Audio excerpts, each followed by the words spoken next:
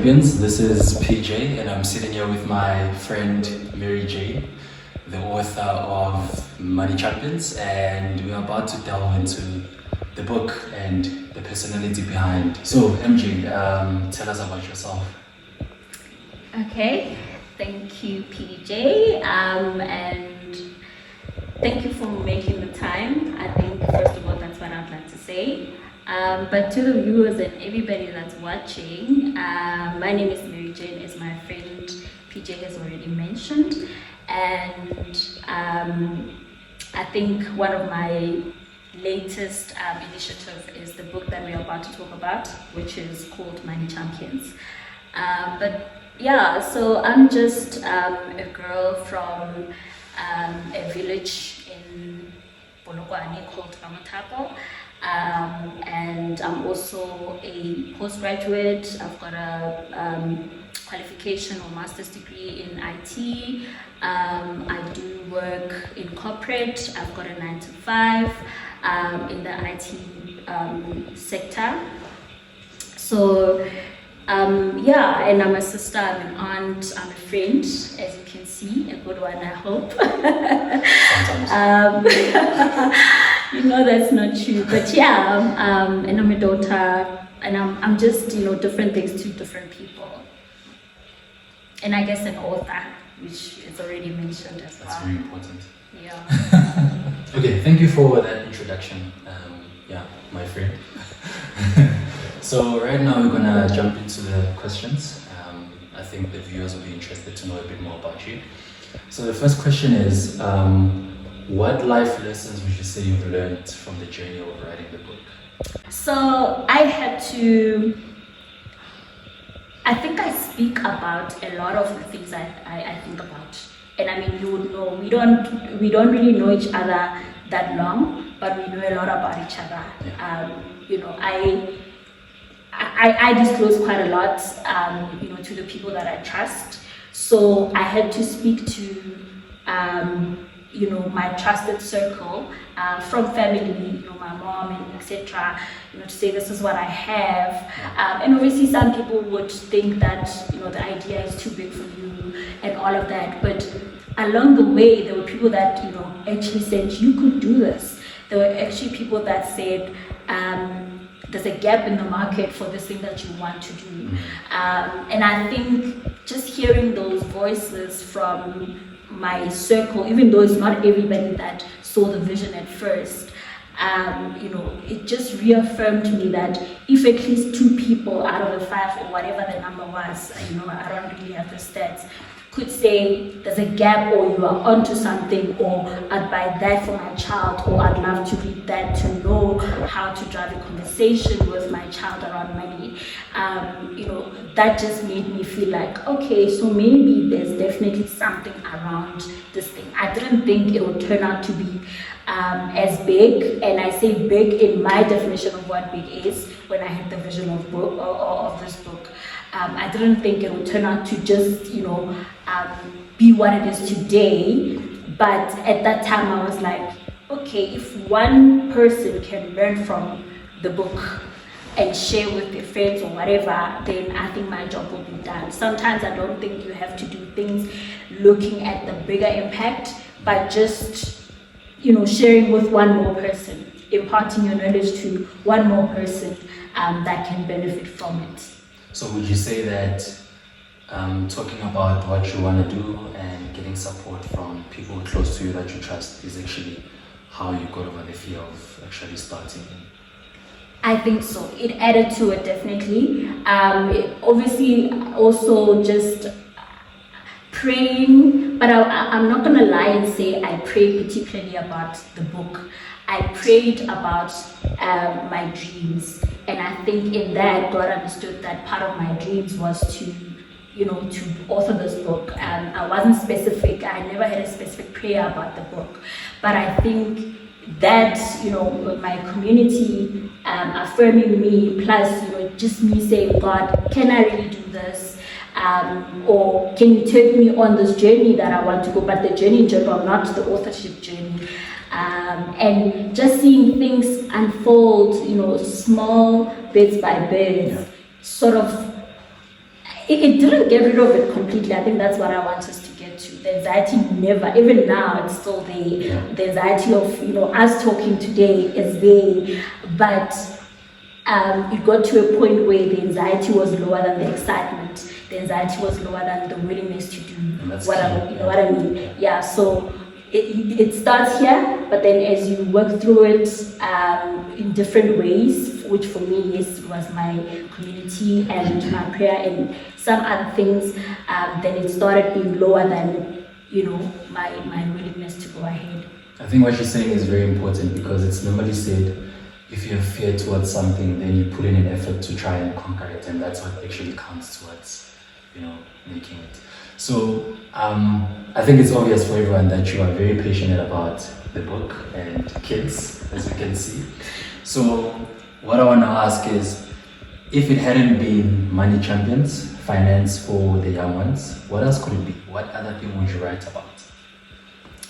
Sure. Funny enough, I do have on my notes app on my phone different titles of potential books that I'd like to write. It's a very tough question because I think there's quite a lot of things I'm passionate about. I'm passionate about the reduction of unemployment in South Africa. I've got my views about how we are at the rate or at the stage that we are in the country, and I've got my ideas in terms of how I think things could be done differently. I've got my ideas around, you and I are qualified people, right? You are busy with your masters. Sorry to bring it up. I know you don't like people knowing, but it's relevant to my answer, right?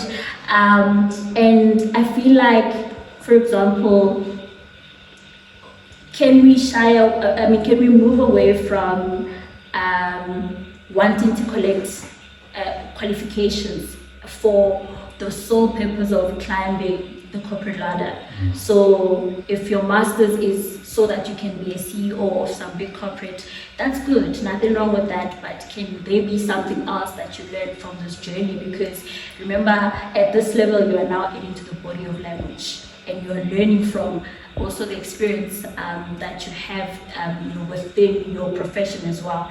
So I think I would write something along those lines, but it will definitely take a whole lot of research and different parties. Thank you for that introduction, my friend. So right now we're gonna jump into the questions. I think the viewers will be interested to know a bit more about you. So the first question is, what life lessons would you say you've learned from the journey of writing the book? Okay, life lessons from the book. I think one of them, I actually learned quite a lot, and I don't know if I'll even be able to think about all of them, now, but I'll mention what comes to mind. I think one of the main ones was discipline, right?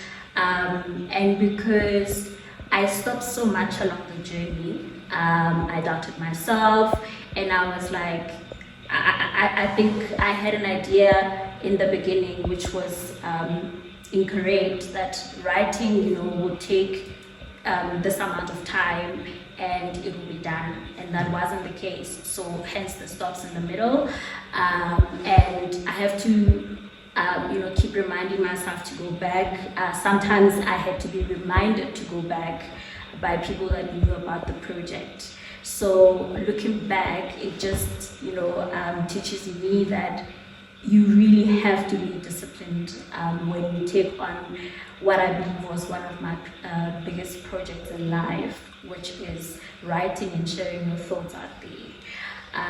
Another one was to trust the inner voice. I'm a believer, I'm a Christian, by my belief, and we believe that what can be defined as your gut feeling can also be defined spiritually as the voice from God, because how else is God going to speak to you? God speaks to you through people around you, through things around you, but also through your heart. And this project has been on my heart for so long before I could even put pen to paper. And, you know, parallel to that was also a voice that was telling me, no, but why? You know, why would anybody want to hear about that or buy from you or hear from you? But trusting that voice that said, do it, do it, do it. Looking back again, I think, you know, that was the biggest lessons I had to learn on my spiritual journey, but also on pretty much every project that I take from here henceforth. I'll just touch on those two for now. Okay, I think those are beautiful points leading up to my other question, which is, did you feel or experience any anxiety or fear towards this journey? And what practical steps would you say you took to get to the point where you actually start and execute on the dream? I definitely did. I think I had this idea that to be an author, you had to be trained. You know, I didn't think I had the skills and the experience to write. So I was like, I'm definitely not an author material, because when you read certain good books, you know, I'm sure you've got books that you like. There's a certain writing style that comes across that captivates you, and all of that. So I was like, how would I captivate, you know, the person that will pick my book up? And especially looking at the fact that those people are, you know, they're young-minded, people that really, really have a short concentration span. So my other question is a bit on the fun side. I'm worried. Don't be. So if you could be any animal, any of your choice, what would it be and why? I think a bird, any type of a bird, right? You don't mind about being... I never really thought about it that way.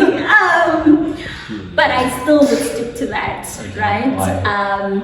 Because in my life, I feel like I've been too caged. This was also my way of expressing, you know, certain things that I felt were within me and I couldn't communicate, you know, out. Yeah. So I feel like birds are free. Birds I think they can travel, you know, quite a distance at a short period of time. They are meant to just fly. You don't need to, unlike us human beings, yes, we can walk, we can run, we can whatever, but when we go to different destinations, we normally get on a mode of transport, right? So it almost makes me feel like, as a human being, I still need other things to get me to certain, you know, places. But birds are just free. And they can see things from above as well, I believe. I don't know what their view is like, if they see things the same way we do, but I mean, me just imagining it now, based on your question, I think, yeah, it'll be such an experience. Yeah. Okay. So, the last question is, so where to from here? What are your next steps towards authorship? Do you have any other book lined up? Any other project that you're working on? I think also, just to take it a few steps back, I did mention that on my notes app there's quite a number of book titles or subjects, you know, that I have that I think I would love to write about. But I think relevant to you know, this interview, the setup, is the fact that I want to create a Money Champions